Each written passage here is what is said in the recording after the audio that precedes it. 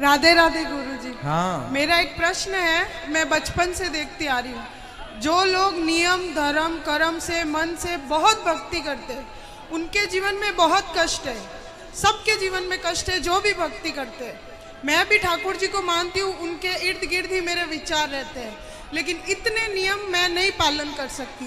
जो थोड़ा होता है वो मैं करती हूँ, लेकिन जो ज़्यादा नियम पालन करते हैं इतना कष्ट में रहते हैं, फिर भी उनके साथ तर बतर उल्टा होता ही जाता है। तो कहते हैं कि ये सब कर्मों का खेल है, उनके कर्म है, जैसे वो कभी कुछ पिछले जन्म में किया होगा, कभी इस जन्म में किया होगा, उनका फल है उनका दुख। लेकिन मेरे को ये समझ नहीं आता कि जब कर्म करके फल लेना है, कर्म करके फल लेना है, तो वो भक्ति का उसमें क्या योगदान है, वही मेरे को। और जब भगवान कहते हैं कि मेरी आप भक्ति करोगे तो मैं हर चीज से आपको मुक्त कर दूंगा, आपके लिए जीवन आसान कर दूंगा, तो फिर कर्म का दोष कैसे लगेगा, मुझे वो समझ नहीं आता। वाह, सुंदर प्रश्न है, इसलिए ताली बजाओ। सब बैठो आप लोग, अच्छे प्रश्न पूछने चाहिए ऐसे जैसे इन्होंने पूछा। सब बैठो, पहले अगल बगल की बहनें सब बिठाओ। सुनो, इन्होंने पूछा है कि जब कर्म का ही फल भोगना है तो फिर भक्ति करने की क्या जरूरत है। सिंपल ये है, क्यों? सही है। अर्जुन भक्त थे कि नहीं? माइक ले लो, आगे पीछे की मैया बैठ जाओ। अर्जुन भक्त थे कि नहीं? जी। थे ना। लेकिन अर्जुन को भी 12 वर्ष का वनवास जाना पड़ा। 12 साल तक जंगल में रहना कोई सरल काम तो नहीं है। 1 साल अज्ञातवास, जंगल में रहना, किसी के दास दासी बन के रहना सरल काम तो नहीं है। जबकि अर्जुन जैसा भक्त कौन होगा? फिर भी उन्हें कष्ट उठाना पड़ा। भगवान राम तो स्वयं भगवान थे, 14 साल का कष्ट। माता सीता तो साक्षात लक्ष्मी थी, फिर भी दर दर की ठोकर जंगल में लकड़ियां काट काट के बच्चों का लव कुश का लालन पालन किया। इसी प्रकार अब आप कहते हैं कि जब हम भक्ति करें तो फिर कर्म ही का फल भोगना है, तो भक्ति का अर्थ क्या? बात ऐसी है बेटा कि कर्म तो अपनी जगह है, कर्म तो हमें भोगनी है, हमें भी भोगना है, आपको भी भोगना है। भक्ति सिर्फ इसलिए की जाती है, इसलिए नहीं की जाती कि भगवान हमें पैसे वाला बना दें, भगवान हमें धन धान्य से भर दें, घर में सब कुछ हो। भक्ति का मतलब पैसा पाना नहीं, भगवान से बेटा बेटी मांगना नहीं। अरे भगवान की भक्ति आपको जो देगी, कोई कर्म में इतनी ताकत नहीं है कि आपको वो दे सके। अब उदाहरण से समझो, विभीषण को लंका का राजा बना दिया, क्या विभीषण का कोई ऐसा कर्म उसे राजा बना सकता था? कर्म अच्छे करता था फिर भी लातें खाता था, रावण लात मार के निकालता था, उसके कर्म का भी उसे दंड मिला। पर भगवान की भक्ति जो की, उस भक्ति का भी फल, कर्मों का फल यदि मिलता है तो भक्ति का फल भी मिलता है। थोड़ा सा देर है, विभीषण को भक्ति का फल मिला। उस कोई व्यक्ति ऐसा कितना कर्म करता कि वो लंका का राजा। भगवान कर्मों के फल को नहीं देखते कि तुमने भक्ति हमारी कितनी की। जब भक्त शरण में चला जाता है तो भगवान भूल जाते हैं कि कितना बड़ा पापी और पतित है, उठा करके राज सिंहासन पर बिठा देते हैं। दूसरा सुग्रीव, सुग्रीव भी लातें खाता था भाई की, दर दर की ठोकर खाता था, उठा के बिठा दिया। तो भगवान बेटा, भगवान जो दे सकते हैं कोई नहीं। इसलिए गलती हम लोगों की है कि हम उम्मीद क्या करते हैं, हे भगवान हम तुम्हारे इतने बड़े भक्त हैं, तुमने हमें बेटा भी नहीं दिया। हे भगवान हम तुम्हारे इतने बड़े भक्त हैं, रहने को घर भी नहीं दिया। हे भगवान तुम्हारे हम इतने बड़े भक्त हैं, हमारा पति नहीं सुनता, बेटा नहीं सुनता। भगवान की भक्ति का मतलब ये नहीं कि तुम्हारा बेटा सुने, तुम्हारी बेटी सुने, तुम्हारा घर बन जाए। जो भाग्य, सुदामा ने सारी जिंदगी गरीबी देखी है, क्या सुदामा से बड़े भक्त आप और हम हैं? क्या हो सकते हैं? नहीं। लेकिन सुदामा से ज्यादा हमारी शिकायतें हैं। सुदामा की तो एक भी नहीं थी। सारी जिंदगी भीख मांगकर गुजारा किया, सारी जिंदगी भगवान की भक्ति की और मांगने नहीं गए, 4 मुट्ठी चावल अपनी हैसियत के अनुसार देने गए। जब सारी जिंदगी उन्होंने भक्ति की और फिर भी गरीबी में रहकर शिकायत नहीं की, तब भगवान ने देखा कि भक्त पक्का है। 50 रुपए का घड़ा जो खरीदती हो ना मेरी बहन, उस घड़े को भी कुम्हार हफ्ते भर पकाता है, भट्टे में महीनों तक पकता है। वो कम से कम 10 दिन की आग तो देता होगा, तब जाके वो काले से लाल होता है, माटी पक जाती है तो लाल हो गया। अरे घड़े को भी पकने के लिए आग में उसे डालना पड़ता है।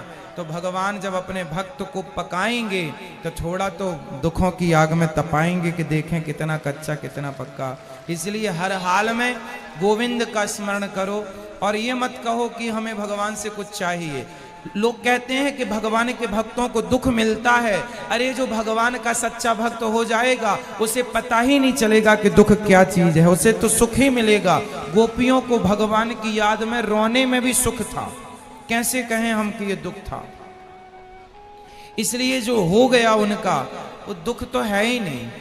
दुख तो वो लोग दुखी हैं जो कोठी बंगलों में रहकर भी जो ईश्वर को भूला पड़ा है वो सब दुखी हैं, और जो ईश्वर की शरण में है याद कर रहे हैं सब सुखी हैं। अब उस सुख को आप दुख मान रहे हैं वो अलग विषय है। इच्छाएं ज्यादा है ना बेटा आपके अंदर, इसलिए वो इच्छाएं आपको दुखी बनाती रहती। इच्छाएं छोड़ के एक बार शरण में चले जाओ, वो कभी ना पाया होगा आपने जो शरण में जाकर के प्राप्त हो जाएगा।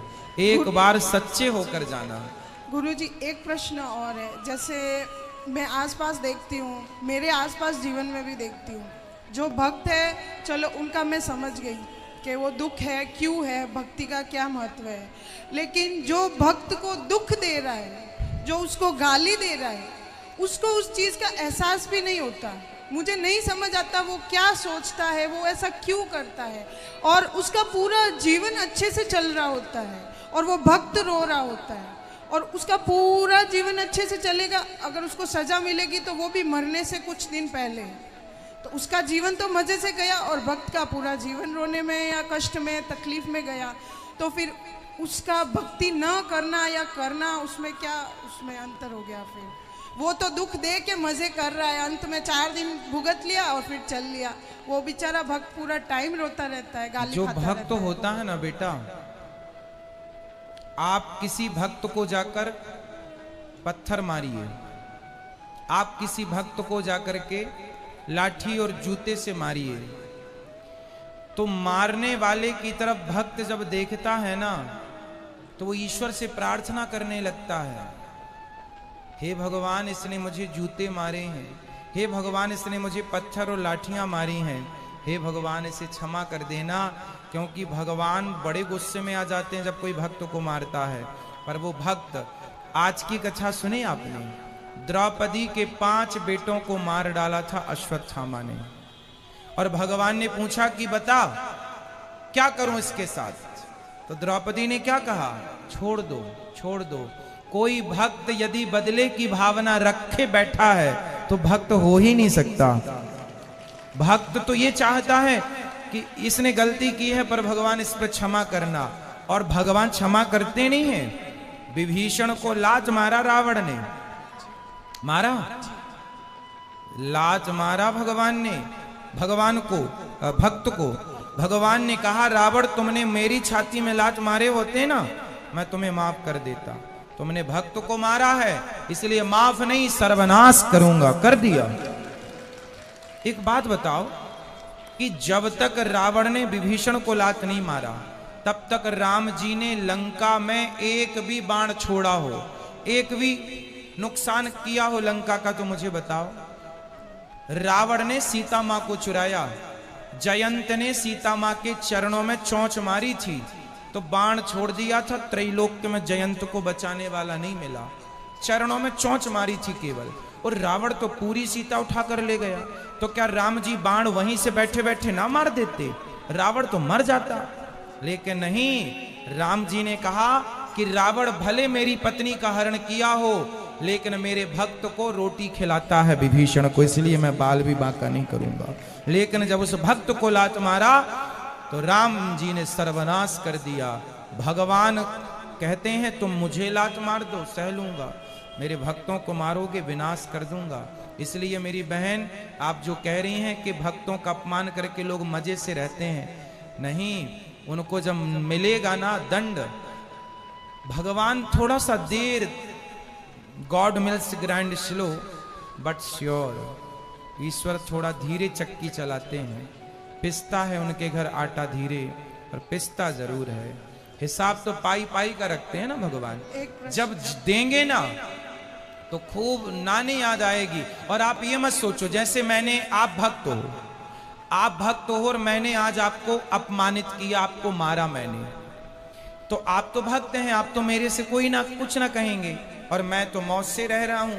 लेकिन मेरे जीवन के आखिरी तक और जो अगला जन्म होगा, वो सारे जन्म में इस जन्म का ये दंड भोगना पड़ेगा।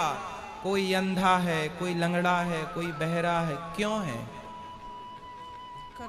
किसी जन्म का तो हिसाब चुकरा है ये। क्यों लोग घिसट घिसट के चल रहे हैं? क्यों चप्पल पांव में ना पहन के हाथ में पहनना पड़ रहा है? ये आज का ही कर्म दंड थोड़ी है, ये किसी ना किसी जन्म का कर्म दंड ही तो भोग रहा है।